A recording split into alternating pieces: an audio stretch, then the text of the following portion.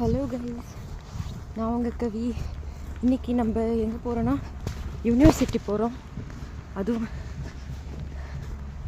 இந்த ஸ்னோவில் தான் நம்ம போக போகிறோம். தெரியல எப்படி இந்த ஸ்னோவில் போக போகிறோன்னு. என் அப்பா நான் சின்ன வயசில் இருக்கும்போது கதை சொல்லுவார்.